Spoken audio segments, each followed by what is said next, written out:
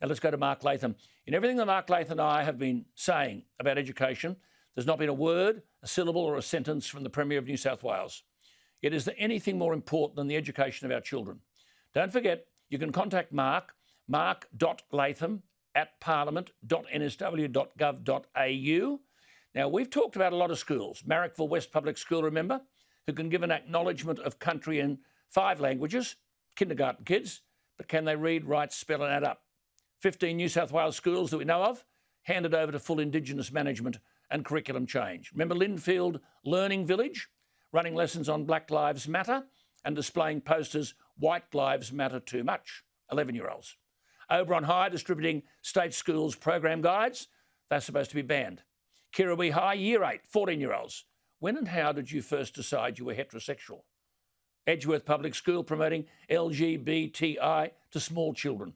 Wallachia Public School, Wear It Purple Day, 5-year-olds, and the meaning of LGBTIQ.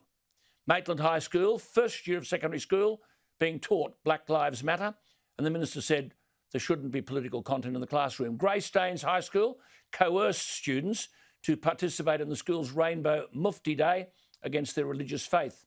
Wadalba School in Wyong made a female student apologise to Islander and Indigenous students for her private Facebook post, which had nothing to do with the school, and simply said, all lives matter. And so it goes on. We won't miss them, but it gets worse. Mark joins me. Mark, thank you for your time. You've raised all of this in the Parliament. What has the Minister done about it? Well, plenty of reviews and counselling and cautions for teachers, but nobody sacked. This is the important thing, Alan, that you need to send a message that teachers who engage in political content, political indoctrination in the classroom, it's completely unacceptable. It's outside the guidelines and standards and policies of the New South Wales government. So you lose your position. So too, anyone who's pushing gender fluidity, safe schools program, this sort of material, which for very young students is a form of child abuse, they should be shown the door as well. Absolutely. Degendered language guides, the list goes on. I mean, there's an unlimited list in our schools of teachers who've done the wrong thing, but nobody loses their job. Correct. Mark, I hope our viewers will forgive us, but Mark has also raised the point about Curry High School. I'm sorry about this, but mums and dads, this is happening. A 13-year-old girl, very upset. The parents rang Mark.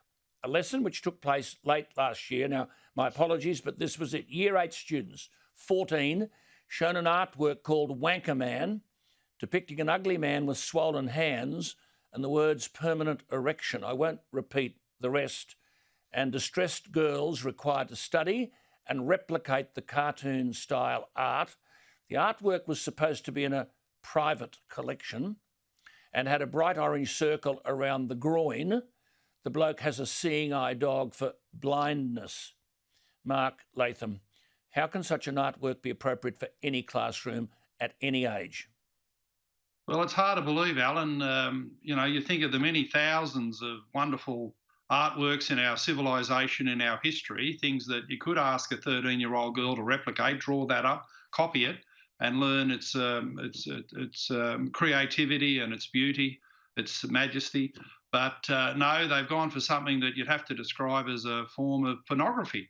And it puts these students in a very difficult position. We teach our children, Alan, to respect the authority of adults, to go to school and obviously respect what the teachers say. But in this case, the student made her own judgment that this material was so bad, so disgusting, she refused to participate in the activity and was worried that she'd be in trouble, disciplined by the school. So, the student's been traumatised by this. She's had to ignore instructions about respecting her teacher and actually go the other way against the teacher's instruction in the class, quite rightly so. But what happened to the teacher? Just the caution. Well, what has happened to the teacher? Door. No. Sarah Mitchell says the teacher was appropriately cautioned in the use of material like this. Shouldn't the teacher be sacked, Mark? How the hell do you beat this stuff with a government and a minister and a leader that do nothing about it? Ignore everything you and I have said. Well, it seems that the government is scared of the Teachers Federation, that if you sack one of these teachers, in this case putting completely age-inappropriate material in front of 13-year-olds in a classroom, there'd barely be a a parent in the state not horrified, disgusted by this sort of stuff. So wouldn't you show the teacher the door? But they seem to be scared of someone, maybe the Teachers Federation, maybe some of these ministers, they're scared of their own shadow. But you've got a duty of care as minister to protect our students from something that really is just so appalling.